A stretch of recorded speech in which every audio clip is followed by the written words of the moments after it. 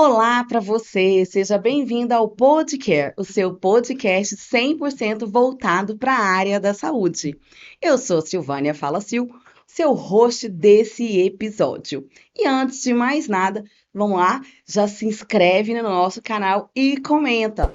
Toda vez que você comenta, a plataforma entende que o conteúdo é relevante e começa a entregar para mais pessoas.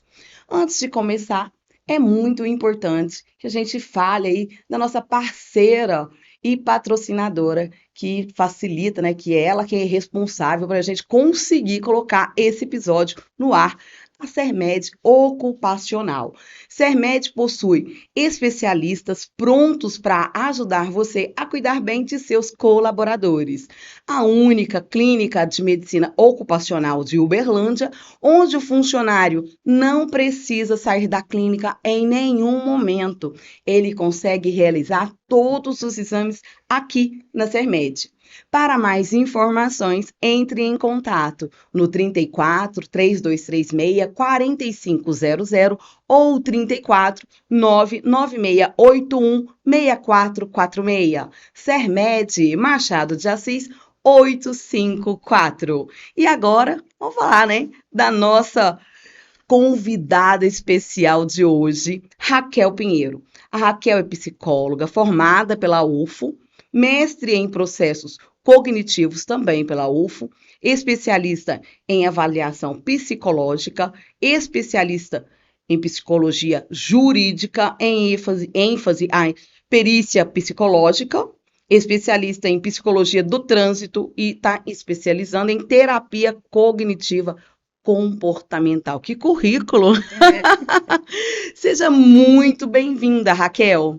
Muito obrigado, o prazer é todo meu pelo convite, tá? Estamos aqui para compartilhar mais conhecimentos com vocês e, claro, com o público, né? E esse tema de hoje de extrema importância, que é diagnóstico precoce e identificação em autismo em adulto. Raramente a gente fala sobre isso, a gente fala muito sobre autismo, mas esse diagnóstico já em adulto, a gente não tem falado, não.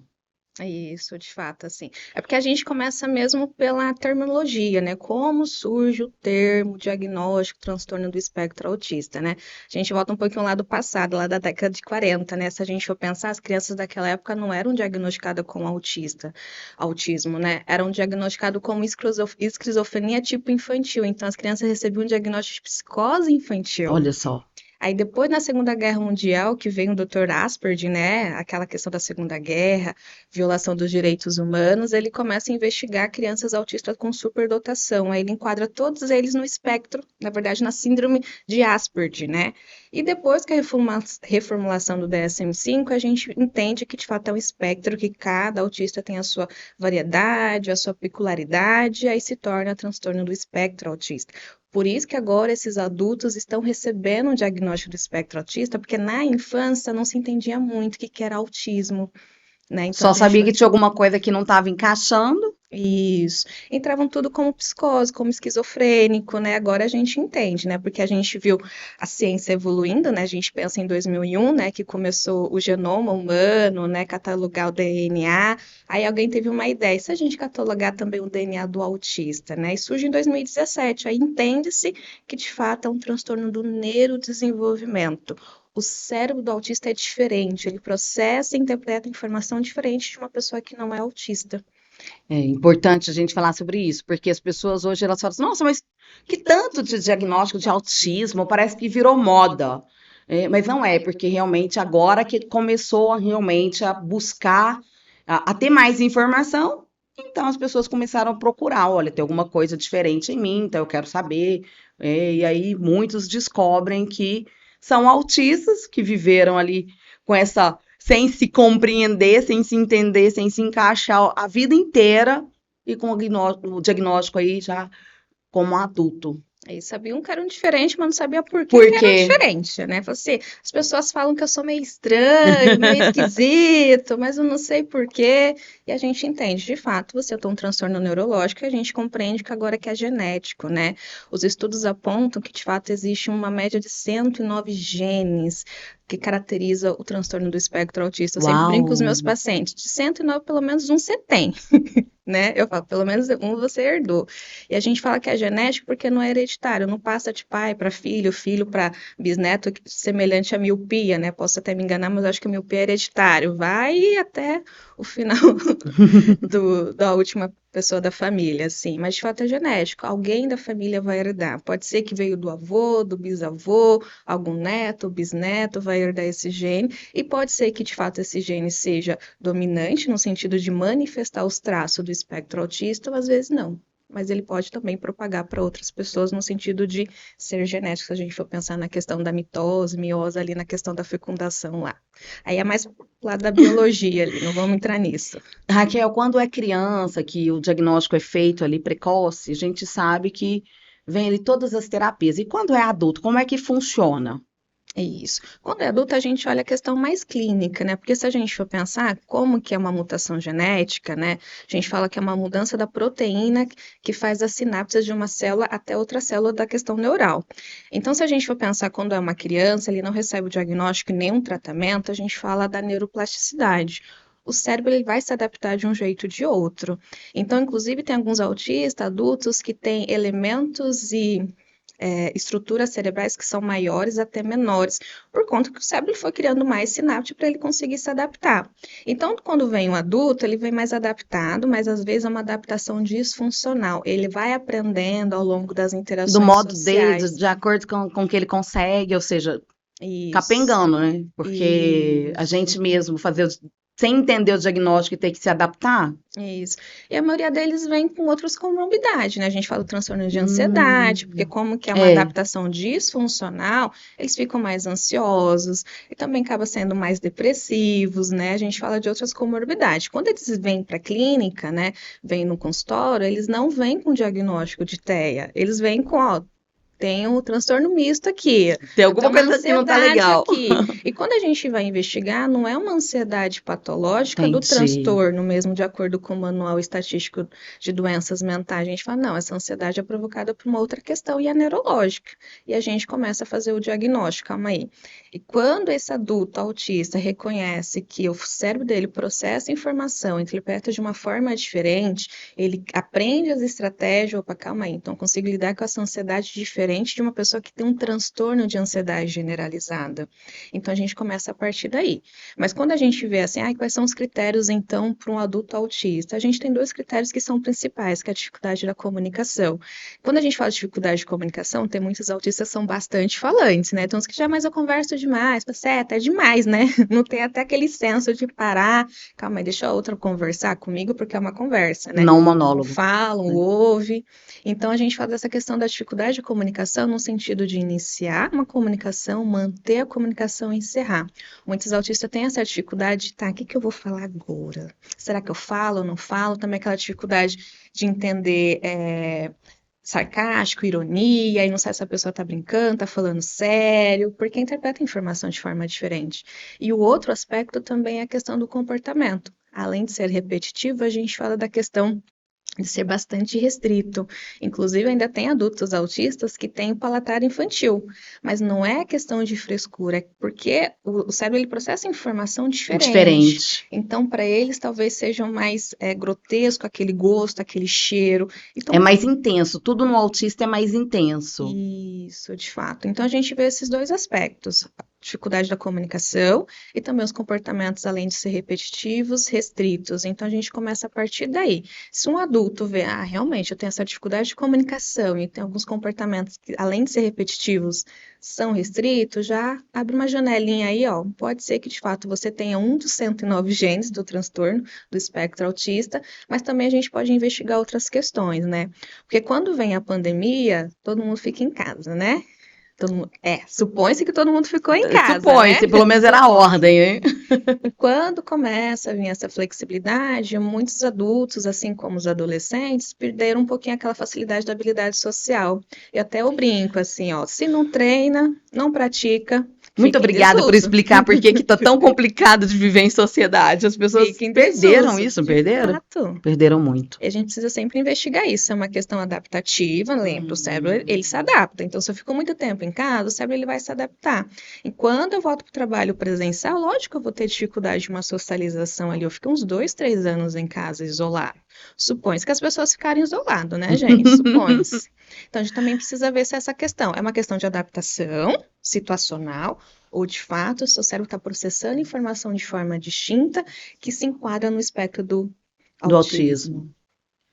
E feito esse diagnóstico, então começa com as terapias aí, consegue, através de terapia, conseguir esse autoconhecimento, que é o mais importante. A gente fala tanto hoje em autoconhecimento, né? Porque quando eu me conheço, quando eu conheço as minhas limitações, quando eu consigo lidar com tudo isso que passa, porque eu fico pensando, gente, a vida inteira a pessoa tá ali sabendo que tem alguma coisa errada, mas ela não consegue entender. E aí ela pega e fala assim, opa, deixa eu verificar. Aí ela recebe diagnóstico. E você vem aí nessa parte da terapia para poder conseguir que a pessoa consiga se encaixar. Isso. Eu faço tanto o diagnóstico, né? O diagnóstico é um processo, né? A gente faz entrevista, aplica algumas escalas. Uma das escalas é o inventário de habilidade, para saber que nível que ele está de habilidade. Porque quando a gente fala de adulto, de novo, ele tem alguns comportamentos adaptados, porque ele se virou ao longo da vida dele, né? Se a gente for pensar um adulto de 40 anos que queixa, eu acho que eu suspeito que eu tenho autismo, tá? Você tem 40 anos, então são 40 anos se adaptando. Então eu preciso saber quais habilidades ele já tem desenvolvido, aquelas que estão em falhas. E também a gente conversa com os familiares, né? Porque o autista ele vai dar a versão dele. A gente conversa com os familiares, a gente tem um boom de dados, um boom de informação, né? Por exemplo, a questão de lidar com frustração. O autista, geralmente adulto, ele não vai dizer que ele tem essa dificuldade, mas o familiar vai dizer: olha, quando as coisas não saem do jeito que ele quer, sai de perto. Né, a gente vê, opa, realmente tem essa questão do comportamento restrito, essa dificuldade de lidar com imprevisibilidade, né? Então, são dados muito complexos que a gente for pensar. Então, a ideia, além de fechar o diagnóstico, é saber em que nível, em que estrutura ou que desenvolvimento de habilidades sociais aquele adulto está, a gente intervindo ali. Lembrando, quando esses adultos chegam na clínica, eles chegam com outro transtorno de humor, então a gente precisa estabilizar primeiro o humor. Né? Se a gente não está com o humor estabilizado, eu posso dar uma Ferrari para a pessoa. Ela vai dizer assim: ah, não tem de outra cor, não. Né? É mais ou menos assim. É porque como ela não sabe o que ela já gerou tanta coisa, tanto conflito, tá tudo fora do lugar. Já estava fora do lugar pelo fato de ser autista. Isso Mas mesmo. como não foi diagnosticado quando criança, se adaptou. E aí vai entender. E é uma adaptação disfuncional, né? Alguns não conseguem completamente. retornar ao trabalho, porque quando vem a pandemia, a maioria dos autistas acham maravilhoso, né? Não preciso ver pessoas, não preciso participar de reunião, não preciso ir para lugar nenhum, vou ficar em O casa. cérebro já estava treinado, e na hora que precisou voltar, que choque. Isso, aí começam a ter crises, não lembram mais como que é adaptação social, como que precisa iniciar uma conversa, finalizar, porque é diferente de nós, né? Que nem a gente aprende a andar de bicicleta, né? Bike, desculpa a expressão, mas assim, fica uns anos sem andar, a gente fala da memória emocional, da memória muscular. Eu lembro, o autista ele tem essa dificuldade, porque, de novo, a estrutura do cérebro são diferentes. Então, pode ser que aquela informação se apaga, e tá tudo bem. A gente fala da questão de retomar as habilidades, retomar a rotina, para ele relembrar como que é, e aumentar a frequência, que a gente fala da questão do hábito. Hábito é tudo aquilo que eu faço com frequência, de forma repetitiva. Até que o cérebro começa. Isso, automatiza. Porque ele não quer gastar energia com isso. Então, vamos automatizar logo, que fica melhor da questão do hábito. Então, para o autista, quando ele retorna à sociedade no sentido de trabalhar presencial, muitos deles começam a ter crise, principalmente de ansiedade. Então, eles surgem, eles vêm para o consultório, estou com uma crise, e a gente vê, calma aí, essa crise de ansiedade não é do transtorno específico da ansiedade. Provavelmente você tem TEA, então vamos investigar isso, porque se tiver o tratamento é diferente. Né? E crise de ansiedade é horrível. De fato, imagina para o autista. Para o autista isso deve ser muito intenso. Demais, demais, demais. Porque ele processa informação diferente, né? se a gente for pensar. Eu sempre brinco assim, né? Se eu falar pra você, ai, que cheiro de bolo é esse? Você vai me descrever de forma emocional o cheiro do bolo, né? O autista não, ele vai dizer, ah, é bolo de cenoura. Pronto. Pronto. Ele é prático. Isso. A gente fala da diferença da memória semântica, da memória literal, memória semântica, esse significado, o que que significa para mim aquela situação, né? O autista não, é memória literal. Ele vai dizer certinho o que é e o que não é. A gente, não, calma aí, seja mais subjetivo. Ele, tá, mas para quê? É bolo de cenoura. Né? Mais subjetivo do que isso, né? Ai, meu pai, isso gera preocupação em minha cabeça, porque eu sou extremamente prática. Converso pra caramba, pros cotovelos, e sou extremamente prática. Eu também, essas memórias, bolo de quê? Bolo de cenoura, não lembro nada. Lembra que lá em casa tinha muito bolo de cenoura e eu enjoei. É isso. Memória Pronto. semântica. Lá em casa tinha muito bolo de cenoura e enjoei. O autista, ele não vai fazer essa Então, pronto, associação. graças a Deus, já eliminamos um. E qual foi, assim, o adulto que você algum caso que você queira compartilhar com a gente, que chegou ali e nunca imaginava que pudesse ter esse diagnóstico? E fala pra gente, conta alguma história aí pra gente poder gerar essa conexão com quem tá assistindo. É isso. Caso recente, né? Inclusive, esse paciente está em processo de alta, ele veio ano passado com sintomas de ansiedade bem grave, com síndrome de pânico. E quando ele vem, a gente tenta as alternativas, estratégias para contenção de ansiedade. A gente vê que não está funcionando com ele. Aí eu questiono, calma aí, vamos olhar a questão comportamental, vamos ver que hábito que você está adquirindo, porque essa estratégia não está funcionando para você. Porque quando a gente fala da TCC, que é a terapia cognitiva comportamental, ela com base na evidência, só aplica a mesma estratégia com você que tem transtorno de ansiedade, aplica a mesma estratégia com outra pessoa que também tem transtorno de ansiedade, ela é efetiva, funciona para você assim como uma outra pessoa. Se eu aplico para uma pessoa que ela tem um funcionamento cognitivo diferente, não está funcionando, opa, calma aí. Então não é só comportamental. Eu preciso ver outras questões. Será que é uma questão cognitiva? Aí foi quando eu vi, não, não é comportamental nem cognitiva, é neurológico. Então a gente precisa investigar. Seu cérebro está processando informação diferente. Eu preciso saber por que que está processando diferente, porque essas estratégias não estão funcionando. Aí a gente fez o diagnóstico. A gente vai tentar fechar o diagnóstico. Se você se enquadrar no TEA, realmente a gente vai fazer esse tratamento do TEA. Se não se enquadrar, a gente precisa ver o que é, né? Porque eu sempre falo, diagnóstico errado, tratamento errado. Né? Então, você não lida só com o diagnóstico do TEA. Porque hoje a gente tem vários transtornos também. Claro, a gente vai continuar com o tema do autismo, mas a gente tem aí, por exemplo, o TDAH, que está bem alta, né? O pessoal está falando bastante. Vamos fechar essa parte do autismo do seu paciente. Só para a gente deixar essa. E ele topou, né? A gente fazer o diagnóstico, ok, vamos fazer o diagnóstico, apliquei algumas escalas, tanto inventário, escala de. A gente tem uma escala de coeficiente de autismo para fazer quais habilidades ele tem desenvolvido ou não. Fizemos entrevistas com familiares e, de fato, olha, você se enquadra nisso, né, no espectro do autista, mas no nível 1 de suporte. Porque ele consegue fazer as outras atividades, mas ele precisa de ajuda, por exemplo, na questão de montar uma rotina, de retornar ao trabalho presencial, porque sozinho ele não consegue. Não no sentido que depois ele vai conseguir. Então, primeiro ele precisa reaprender. Entendi. E a gente trabalhou essa questão de psicologia experimental. Olha, você vai reaprender tudo que você esqueceu antes da pandemia. Então, agora ele trabalha presencial, não tem crise de ansiedade. Inclusive, ele me contou um fato que ele precisou buscar um familiar no aeroporto, né? Ele mora em São Paulo, atendimentos são todos online, né? Aí eu perguntei para ele assim, tá, mas você vai no aeroporto de Congonha? Meu Deus, não, em São Paulo, meu pai ter. Quais são as estratégias? Não, eu já imaginei como que vai ser, porque a gente trabalha essa questão assim, se prepara antes, vê qual vai ser as imprevisibilidades, porque o autista, ele sabendo como que vai ser, Ele já lida consegue, bem. entendi. Ele não lida com questão de imprevisibilidade, aquilo que é surpresa para ele. Por isso que autistas não gostam de visita, tá? Você liga para um parente que é autista, vou te visitar, ele fala, mas para quê? Não é dia, não é hora, né? Então ele conseguiu lidar muito bem. Então, assim, eu dei até os parabéns para ele. Ótimo, tá ótimo. Agora a gente pode entrar com a alta, né? Porque se consegue buscar um familiar no aeroporto de Congonha, em São Paulo, Lotado, gente, sem aquilo ter é nenhuma loucura. crise. E ademais, sem precisar de uso da medicação, porque no começo a gente pensou na medicação para tá. conter. E ele conseguiu sozinho sem medicação, a gente falou, opa, conseguiu. Porque da medicação, né? De novo, eu preciso estabilizar o humor. né? E às vezes, por incrível que pareça, a gente precisa da ajuda de outros profissionais, principalmente o psiquiatra ou neurologista. E quando eu oriento os pacientes de que a gente vai precisar entrar com a medicação, porque a sua terapia não está conseguindo estabilizar o humor, eu sempre explico. A medicação vai tratar sintomas, o seu cérebro processa diferente as informações, inclusive vai processar diferentes as medicações. Então, o médico ele vai trabalhar com um teste, ele vai testar uma medicação, vai ver se funciona. Se não funcionar, ele vai precisar trocar. E a gente vai fazer assim. Inclusive, eu tive um paciente assim, ele começou com uma medicação, eu sempre falo, a medicação não está funcionando, a gente precisa trocar, a gente precisa trocar. Ele é super resistente, né? Porque nessa, não, vou continuar tomando até o fim. Aí foi quando realmente ele teve uma crise, eu falei, olha, a medicação não está te ajudando, a gente precisa trocar.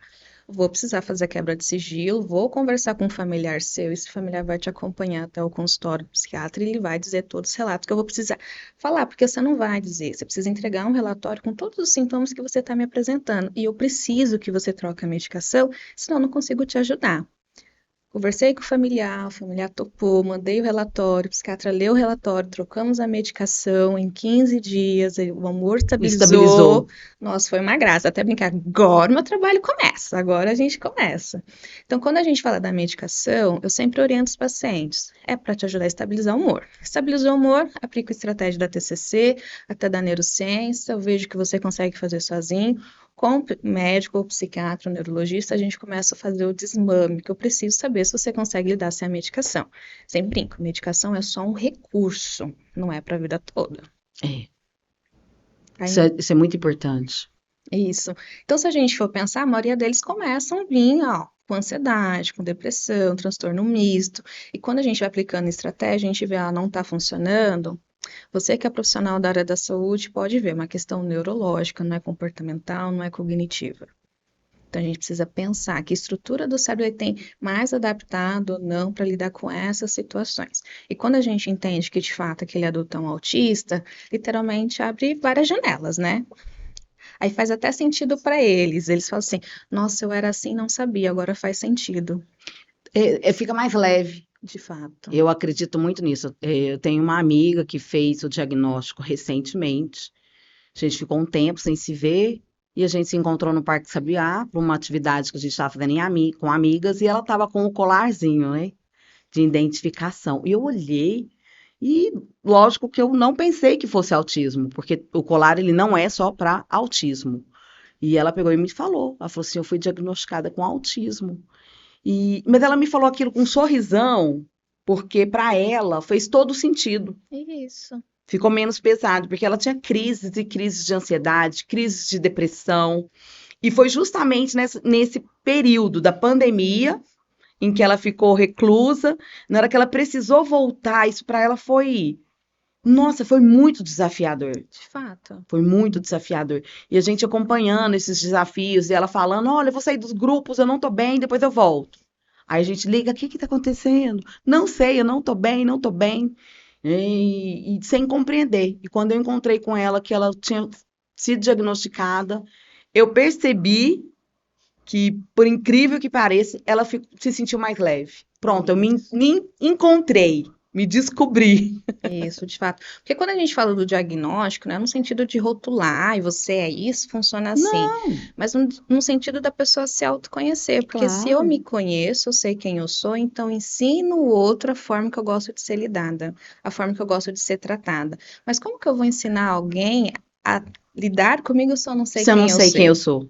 Isso. Se eu sei se eu tenho uma hipersensibilidade, né? Porque a gente fala que não são todos autistas, tá, gente? Que tem transtorno sensorial, a gente estima que de 9 em cada 10 autistas tem transtorno sensorial, que a gente fala da questão da alta ou baixa responsividade sensorial.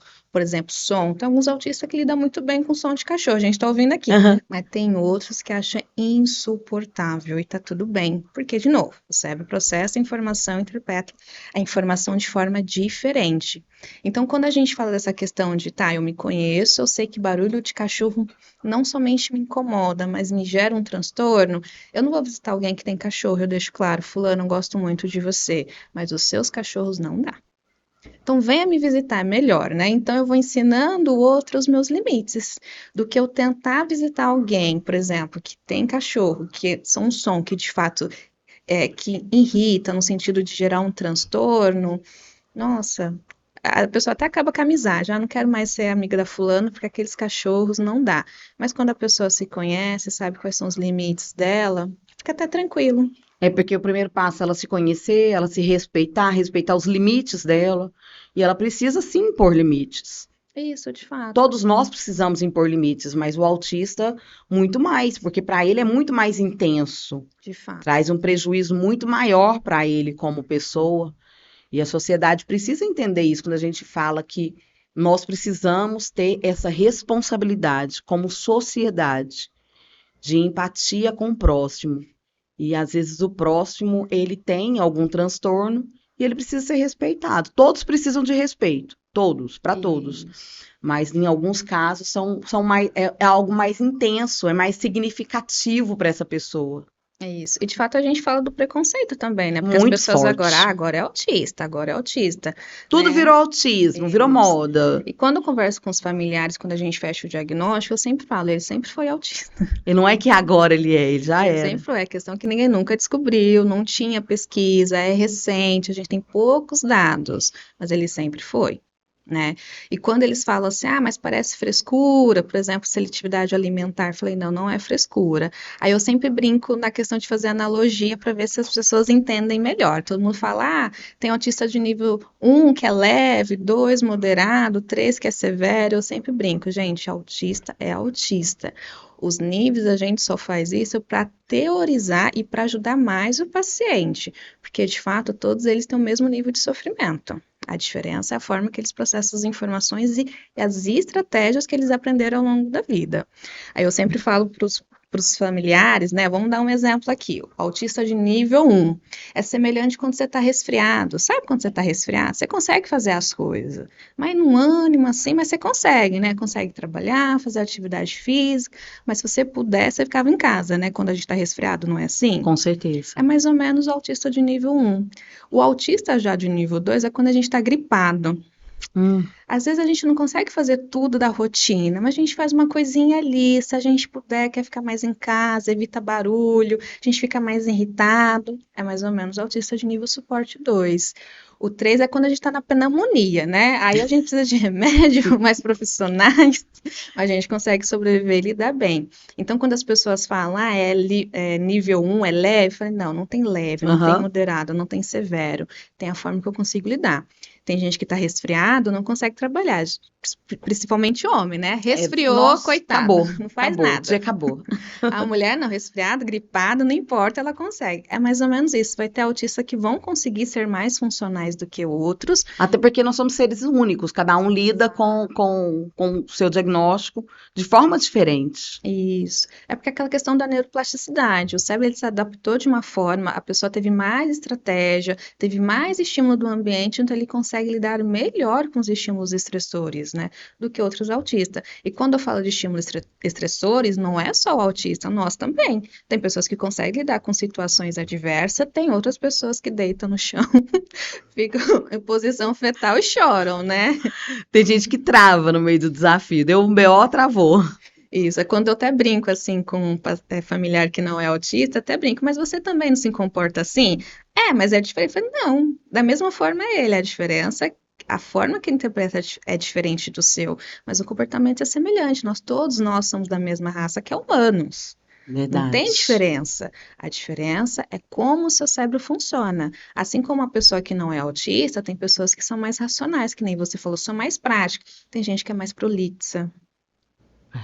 E tá tudo bem. Eu sou prática, vai mandar um áudio pra mim, pelo amor de Deus, já vai e fala o que você deseja. Não, eu prefiro, eu falo para meus pacientes, olha, você pode até mandar áudio, mas se você mandar texto, eu te respondo mais rápido do que Nossa, é muito texto. melhor, eu também prefiro texto. Manda texto que eu leio, já penso, já respondo. Áudio eu tenho que parar, escutar, às vezes eu nem entendo, aí tem que voltar, falo, o que ele quis dizer que eu não entendi, né?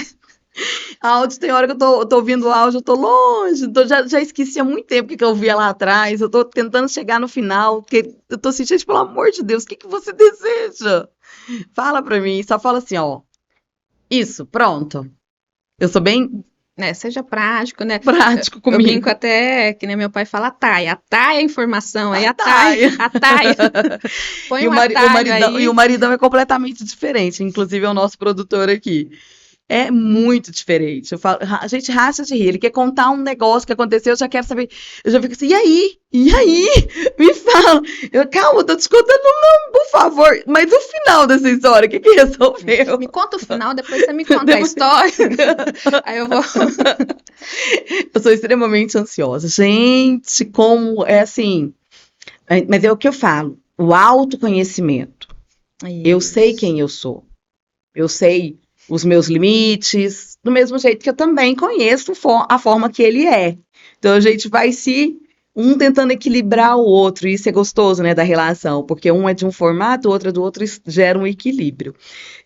Para a gente fechar isso, quando o adulto ele precisa de fato procurar uma ajuda para poder entender qual é o caso dele, se ele é ou não autista. Isso, a gente fala da questão disfuncional das áreas da vida, né? O que que é um transtorno? É tudo aquilo que não está correndo de forma normal, aquilo que é esperado, né? Lembrando, normal, cada um tem o seu, Tem o né? Mas seu pelo normal. menos dentro do esperado. Se a área familiar, relacionamentos afetivos, a área profissional não está do jeito que de fato é para correr de forma esperada, gera aquele sentimento de, parece que eu estou inadequado, a gente fala, opa, vamos procurar uma ajuda ali. Tem gente que é autista, lidou muito bem com sintomas, todas as áreas da vida tá dentro do esperado, tá tudo bem. De novo, a gente só procura ajuda se tem algum problema. Não tem nenhum problema, que nem às vezes eu atendo uns pacientes, eu faço uns questionários, falo assim, ó, tá dentro do esperado de um adulto, viu? Você conseguiu fazer uma faculdade, tá trabalhando, tem uma profissão, casado, tem filho, ótimo, a gente pode trabalhar outras questões, por exemplo, desenvolvimento pessoal, né? Verdade. Mas é de novo, se há algumas áreas da vida que estão comprometidas, não estão funcionando da forma que é, gera sentimento de angústia, de inadequação, a gente fala, vamos procurar ajuda, por que não, né? Porque a gente fala da questão da qualidade de vida, por Com que não certeza. Por que não? melhorar mais a qualidade de Eu, por mim, vida, todo né? mundo fazia terapia, eu Ah, adoro. também. Para mim deve ser obrigatório, que nem título de eleitor. Precisa Raquel, ter. bom demais ter você com a gente. Obrigada, Que papo obrigada. gostoso, importante, informações extremamente importantes para nós como sociedade. Deixa suas considerações finais. Isso. Eu sempre falo da questão de conhecimento é poder, né? Quando eu sou ignorante, lembrando que ignorância é ausência de conhecimento, eu não consigo compreender o que está ao meu redor. Não é entender e aceitar, mas compreender. Quando eu compreendo que o outro é diferente de mim, o outro funciona diferente, eu aceito melhor. Eu compreendo melhor também, então eu consigo acolher, consigo ser mais empático. Quando eu começo a fazer limitações, que, não, autista é frescura, agora todo mundo é assim, vai, calma aí. Mas ele é diferente de mim, então ele vai ver o mundo diferente de mim. Tem gente que fala que autistas não são empáticos, na verdade eles são muito empáticos. A diferença é que eles não conseguem expressar emoção como eu aprendi, porque é diferente o processamento, né? Se a gente for pensar, né, na questão da amígdala, que é centro emocional do cérebro, meu é mais, meu, não, na verdade, na pessoa comum, está dentro do esperado, do autista talvez esteja um pouquinho maior ou menor, porque o cérebro precisou se adaptar a isso. Então, ele consegue sim sentir as emoções, talvez ele não saiba dizer se isso é tristeza, angústia, mas ele está sentindo ali. E na terapia a gente ensina isso. Eu tive uma paciente que tudo para ela é tristeza. Tudo era tristeza. Aí uma vez ela foi descrever um fim de semana dela, falou assim, ai, fulano, você tá me escrevendo um fim de semana tedioso. Nossa, Deus, coitada. Não tristeza, vamos conhecer os sentimentos, vamos começar a dar nomes, não importa o nome, mas vamos começar a sentir o que é para ser sentido, assim. E quando a gente ensina isso o outro entende, a gente entende, de fato ele é diferente. É que nem cor, eu vou ver de uma forma, você vai ver de outra, mas não importa, a cor vai continuar sendo cor. Vai ser a cor. É isso aí, pessoal. Maravilhoso conversar com a Raquel. A gente vai agendar outras vezes, porque realmente o papo rendeu. Muito bom. Tem tantas coisas que a gente precisa aprender, tantos transtornos que Isso. a sociedade tem vivido, né? E para você saber mais sobre a Raquel, a gente vai deixar aqui no texto descritivo para você seguir ela nas redes sociais. E tem alguma dúvida sobre o assunto, sobre o tema, chama ela. Mas não esquece não, tá? Já curte esse vídeo, já comenta. Lembrando que toda vez que você comenta, a plataforma entende que o conteúdo é relevante e entrega para muitas outras pessoas. Para você, né, que quer conhecer mais sobre autismo, para não ficar nessa ignorância da ausência do conhecimento, eu deixo indicação de um livro chamado O Cérebro Autista, né? Que eles colocam. Que é uma narração, né, da autora, né? Ela é plateia, né? Ela tem diagnóstico do espectro autista, ela é bem velhinha, tem uns 70 anos, e ela conta desde lá do começo, como surgiu o diagnóstico, como que ela passou por todos os processos para ela entender como que funciona o cérebro dela. E ela fala um pouquinho dessa questão de pensar além do espectro, não de fato rotular, ai, você é assim, você vai funcionar assim, mas de fato para as pessoas conhecerem o que que é uma pessoa com autismo. E outra indicação são duas séries, tá? Tem na Netflix, uma é Advogada Maravilhoso, Extraordinária, adoro. muito bom para as pessoas conhecerem, né, o que que é um autista na fase de carreira, né, é, se formado, como seria na questão de interação com os colegas de trabalho. E a outra série a gente chama de Atípico, né, Atípico. que é da fase da adolescência, lá, querendo construir uma carreira, dos relacionamentos interpessoais. Então, eu peguei duas fases do desenvolvimento, o adolescente Importantíssimo. e já o adulto, já na área da profissão, para as pessoas conhecerem. De novo, autista é gente, dentro do esperado, a diferença é que o cérebro dele processa informação diferente do nosso. Excelente. Adoro série. Atípico eu não assisti ainda, vou assistir. Isso recomendo, muito bom. É isso aí, pessoal. Beijo.